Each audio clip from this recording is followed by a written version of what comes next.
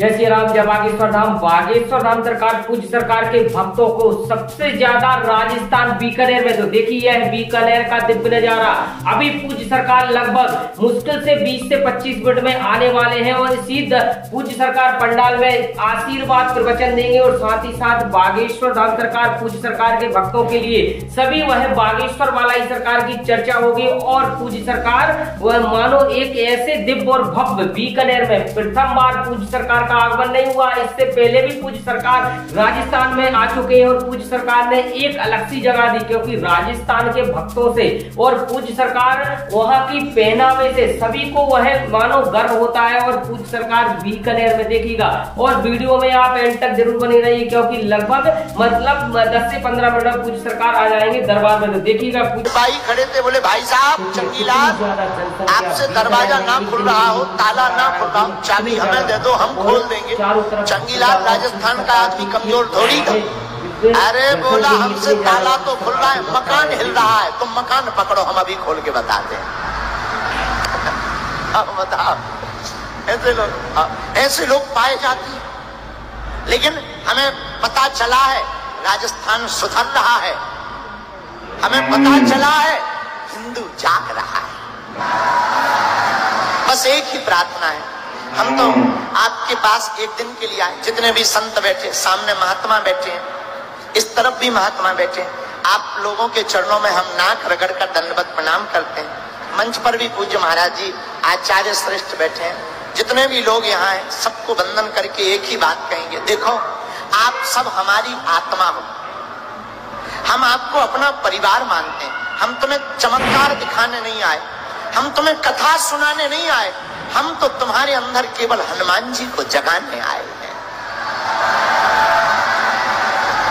हनुमान जी जाग जाएंगे तो फिर तुम्हें दरबारों में भटकने की आवश्यकता नहीं पड़ेगी। हनुमान जी जाग जाएंगे, तुम्हारे अंदर की भक्ति जाग जाएगी, तो तुम्हें फिर बागेश्वर धाम जाने की आवश्यकता नहीं पड़ेगी। तुम जहां रहोगे वहीं बागेश्वर धाम होगा। और आप लोग तो वीर हो, वीरों की भूमि की, आप लोगों के शौर्य का क्या। और मेरे पागलों, एक बात याद रखना, अपने सनातन के साथ कभी समझौता मत करना, कभी समझौता मत करना। अपने धर्म के साथ कभी समझौता मत करना। जीते जी मर जाना, पर सनातन के साथ समझौता मत करना। तुम भूल मत जाना। अच्छा, महाराणा प्रताप के हाथी का नाम कौन कौन जानता है? क्या नाम था?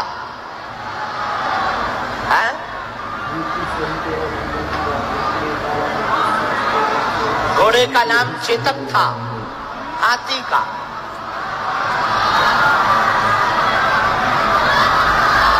राम सेवक, राम प्रसाद, पक्का। हाँ, पिछली बार भी हमने ये चर्चा की थी राजस्थान में, आज फिर दोबारा कर लेते हैं, कोई बुराई नहीं। हम आपसे कह रहे थे कभी भी, महाराज जी आपको पता नहीं, राम प्रसाद एक हाथी था महाराणा प्रताप के पास, बड़ा धर्मात्मा था और इतना वफादार। हम आपको बताना चाह रहे हैं कि धन्य राजस्थान की भूमि, इसमें इतनी वीरता है। जब अकबर ने राम प्रसाद को बंदी बना लिया, हाथी को पकड़ लिया और बांध लिया, उसने 30 दिन तक अन्न जल नहीं खाया। कब तक तुम दर दर भटकोगे?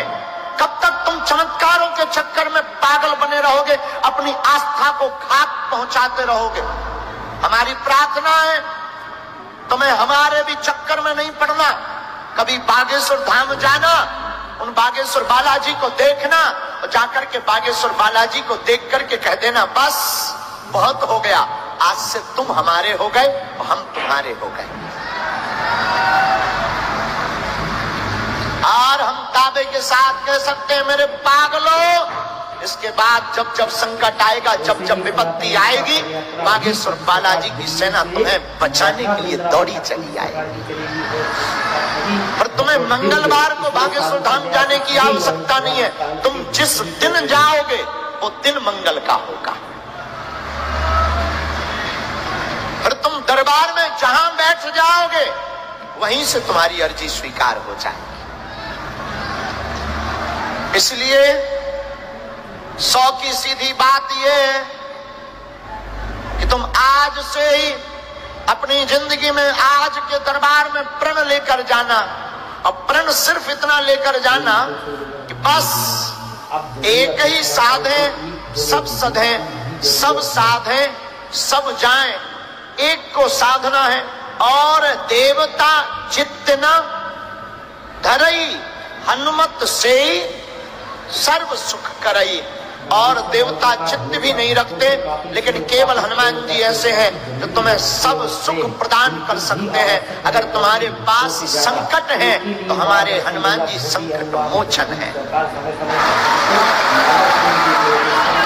दूसरी बात, मेरे पागलों,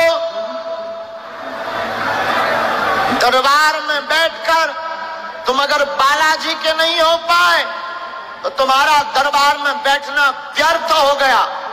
फिर तुम अगर पूछो कि होगा क्या, हम बहुत ही गंभीरता के साथ कह सकते हैं, अगर तुम बागेश्वर हनुमान जी के चरणों से जुड़ गए तो कवन सुकाज जो नहीं हो है।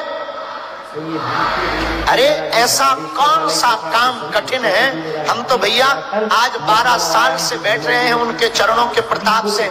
हम तो कुछ नहीं जानते, प्रार्थना करके बर जानते। हम तो नालायक हैं। हमारे जैसे नालायक की भी जब वो सुन लेते हैं, और हमने अपनी आंखों के सामने लाखों लोगों की बिगड़ी बनते हुए देखी है, तुम्हारी भी बन जाएगी। जाओ, तुम्हारी भी बालाजी सुनेंगे। जाओ, तुम्हारी जिंदगी में भी बागेश्वर बालाजी की कृपा से जय जयकार हो जाएगी। जाओ, तुम पर भी सन्यासी बाबा की कृपा हो जाएगी। तुम नियम पालन शुरू कर दो, लहसुन प्याज मांस मदिरा बंद कर दो।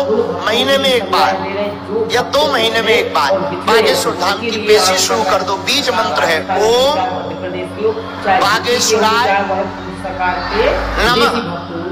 इस मंत्र का आप जाप करना प्रारंभ कर दो। पर घर में बाधा है, संकट है, दवा असर नहीं कर रही, बीज मंत्र का जाप करो। ओम बागेश्वराय वीर वीराय हुम फट स्वाहा। ओम बम बागेश्वराय वीर वीराय हुम फट स्वाहा। इस मंत्र का प्रतिदिन मंत्र जाप करना प्रारंभ कर दो। जाओ, बिना पर्चा बने ही तुम्हारी अर्जी स्वीकार हो जाएगी। घर पर नारियल बांध देना, लहसुन प्याज मांस मदिरा बंद कर देना, नियम का पालन करना प्रारंभ कर देना। चौथी बात, आप लोग एक बात बताओ, एक समस्या का समाधान चाहते हो या प्रत्येक का? जोर से बोलो। पक्का? जोर से बोलो। प्रत्येक समस्या का समाधान कौन कौन चाहता? तो 3 शर्तें। एक, आज से हमारे चक्कर में मत पड़ना। दूसरी, पेशी करना प्रारंभ कर देना बागेश्वर धाम। तीसरी, बीज मंत्र का जाप करना प्रारंभ कर देना। जाओ। तो इसी के साथ सभी को जय श्री राम, जय बागेश्वर।